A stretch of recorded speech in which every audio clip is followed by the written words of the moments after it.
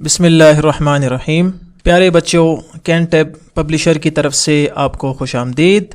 پیارے بچوں، کلاس 1 کی اردو کی کتاب میں جو کتابیں آپ کے پاس ہونا ضروری ہیں وہ میں آپ کو بتا دیتا ہوں۔ سب سے پہلے آپ کے پاس اردو کی کتاب کا ہونا ضروری ہے، کیمبرج اسکالر سیریز، اس لیے کہ ہمارا مین ریسورس یہی ہے اور ہم اسی کو بنیاد بنا کر اردو کی کتاب پڑھیں گے۔ اس کے بعد پیارے بچوں، آپ کے پاس اردو کی عملی کتاب کا ہونا ضروری ہے، جیسے ورک بک بھی کہتے ہیں، تاکہ ہم سننا، بولنا، پڑھنا اور لکھنا اور اس کے علاوہ دیگر سکلز پہ کام کر سکیں۔ پیارے بچوں، اس کے ساتھ ساتھ اگر آپ کو ہوم ورک یا کسی اور مدد کی ضرورت ہے اور کسی سوال کی آپ کو سمجھ نہیں آ رہی یا آپ اپنے والدین سے پڑھنا چاہتے ہیں تو ان کی ہیلپ کے لیے ہم نے ریسورس پیک بھی تیار کیے ہیں کہ جو ہماری آفیشیل ویب سائٹ کینٹیب پبلشر سے آپ ڈاؤن لوڈ بھی کر سکتے ہیں۔ اور پیارے بچوں، چونکہ گرمیوں کی چھٹیاں ہیں اور ان حالات میں ہم چاہتے ہیں کہ آپ کا وقت ضائع نہ ہو، تو اس کے لیے آپ کے لیے سمر پیک تیار کیا ہے کینٹیب نے، تو آپ اس سے بھی مدد لے سکتے ہیں۔ آپ کو اردو کی کتاب میں خوش آمدید۔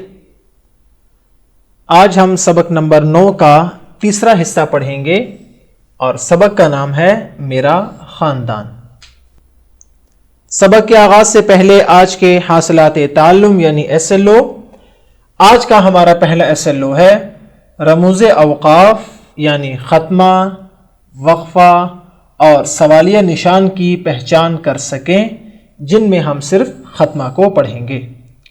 اور ہمارا دوسرا SLO ہے سادہ جملے لکھ سکیں۔ اپنے سبق کا آغاز کرتے ہیں اور دیکھتے ہیں کہ میرا خاندان میں آج ہمیں بانو کون کون سے رشتہ داروں سے ملوا رہی ہے۔ میرا بھائی دادا جان کے پاس فرش پر بیٹھا ہے، یعنی جو چھوٹا سا بچہ آپ کو فرش پر بیٹھا ہوا نظر آ رہا ہے وہ کون ہے؟ بانو کا بھائی۔ یہ تصویر میرے چچا جان نے بنائی تھی۔ چچا جان کہتے ہیں ابو کے بھائی کو، ابو کے بھائی۔ میرے بھائی کا نام مانی ہے، یعنی بانو کہہ رہی ہے کہ میرے بھائی کا نام کیا ہے؟ مانی۔ میرا بھائی مجھ سے 2 سال چھوٹا ہے، یعنی مانی اور بانو کی عمر میں کتنا فرق ہے؟ 2 سال کا۔ بانو مانی سے 2 سال بڑی ہے اور مانی بانو سے 2 سال چھوٹا ہے۔ اسے دودھ پسند ہے اور مجھے پھل کھانا اچھا لگتا ہے۔ میں جماعت اول میں پڑھتی ہوں، یعنی جماعت اول میں، اور آپ بھی جماعت اول میں پڑھتے ہیں۔ ہم سب مل کر ہنسی خوشی رہتے ہیں۔ سبق کے بعد گھر کا کام۔ گھر کے کام میں پہلا سوال ہے سوال نمبر 3، جو کہ ہے جملے بنائیے۔ آپ کے سامنے کچھ آسان سے الفاظ لکھے گئے ہیں، جیسے باہر، باغ، چچا اور انگور۔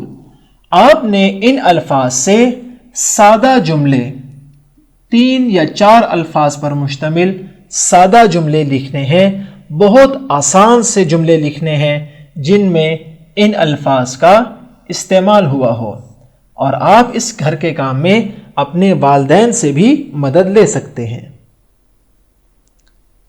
اگلا گھر کا کام سوال نمبر 5 ہے، اور وہ کیا ہے؟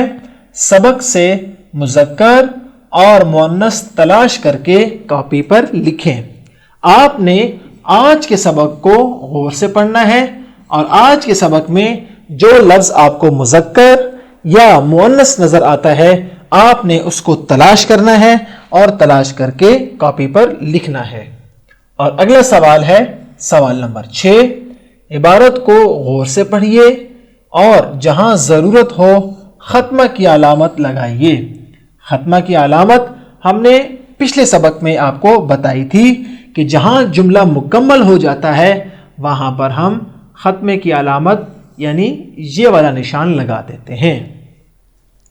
آپ نے یہ جملے غور سے پڑھنے ہیں اور جہاں آپ کو لگتا ہے کہ جملہ مکمل ہو چکا ہے اور بات سمجھ آ چکی ہے وہاں آپ نے ختمے کی علامت لگانی ہے۔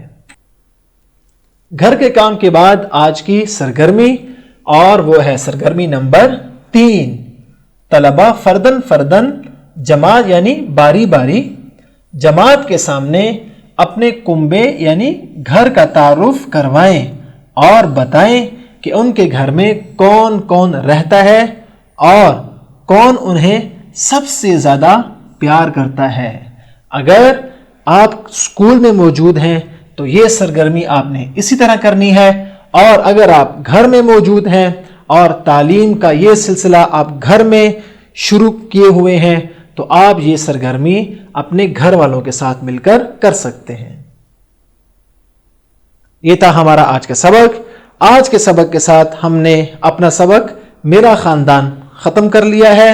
مجھے امید ہے کہ اس سبق سے آپ نے بہت کچھ سیکھا ہوگا، اپنے خاندان کے بارے میں سیکھا ہوگا، رشتوں کے بارے میں سیکھا ہوگا، اور اب آپ بہت سے لوگوں کو اور سب لوگوں کو ان رشتوں کے بارے میں بتا سکتے ہیں کہ نانا کسے کہتے ہیں اور نانی کسے کہتے ہیں، دادا کسے کہتے ہیں اور دادی کسے کہتے ہیں، اور آج ہم نے پڑھا کہ چچا کسے کہتے ہیں۔ گھر کا کام آپ نے ضرور کرنا ہے اور سب گھر والوں کا اور تمام خاندان والوں کا آپ نے احترام کرنا ہے۔ اگلے سبق میں پھر ملاقات ہوگی۔ اللہ حافظ۔